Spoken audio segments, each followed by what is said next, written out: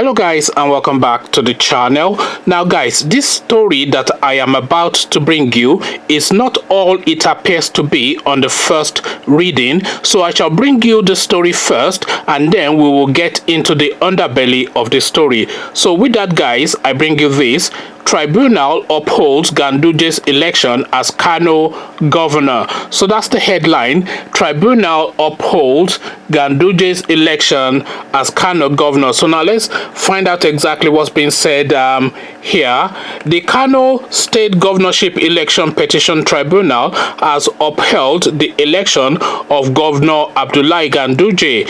Delivering the 4-hour judgment on Wednesday, the chairman of the three-man panel, Halimal Shamaki, announced the dismissal of the petition by the People's Democratic Party and its candidate Abba Yusuf. Mr. Yusuf and the PDP had filed the petition against Mr. Ganduje and the All Progressive Congress APC and the Independent National Electoral Commission INEC, challenging the governor's victory in the March 23rd supplementary election.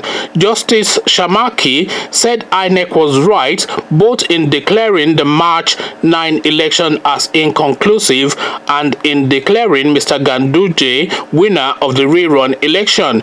She said the petitioners claiming the electoral rules and guidelines were not complied with in an election they claimed to have won with the majority of lawful votes is a paradox. It is like mixing oil with water, the judge said.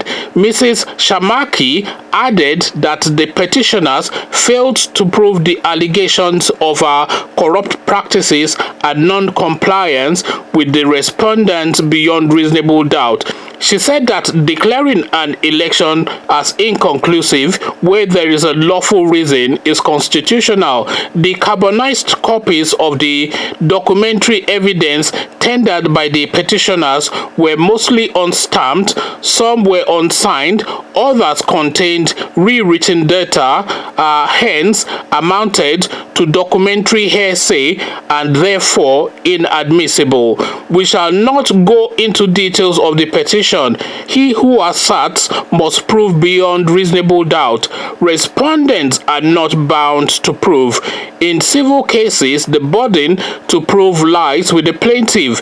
Where the plaintiff fails to prove his case, the case must fail. As such, the petition is hereby dismissed, she declared. 3 judges on the tribunal unanimously adopted the judgment. So this is now what transpired in Kano State. Ganduje, of course, has now been given the go-on song to continue to pocket the dollars. We've all seen the video with him looking gleeful and pleased as he continued to pocket words and words of dollars in that expose that was published and exposed by the Nation newspaper. But then, of course, this is the goings on in Nigeria. We have already seen the forebinger of this with the Presidential Election Petition Tribunal, where in spite of all of the indications that the presidential election was rigged, that Buhari declared 4 false documents, swore a false affidavit, did not even meet with the requirement of being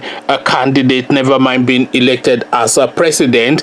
In spite of all the overwhelming evidence, the vote in Borno State and all that, which was up by 80%, even though it was a war zone, all of this evidence was presented, of course, to the Presidential Election Petition Tribunal. But then, of course, they dismissed that and declared that Buhari was not only qualified to be the Nigerian president, he was eminently qualified to be the Nigerian president. But then, of course, as faith would have it, because faith, of course, is the final arbiter, as faith would have it, we then saw this guy in the United Nations being asked one question and given an answer that was completely unrelated to the question. So that just then tells you just how qualified this guy is. Conversations in the comment section, the dollar pocketing governor has been given the go-on song by a bunch of Malami judges that have been assembled to do a job, and they have done it. So what do you make of all this is really my question. But before you come have this conversation with me, click on the red subscribe button so it turns gray.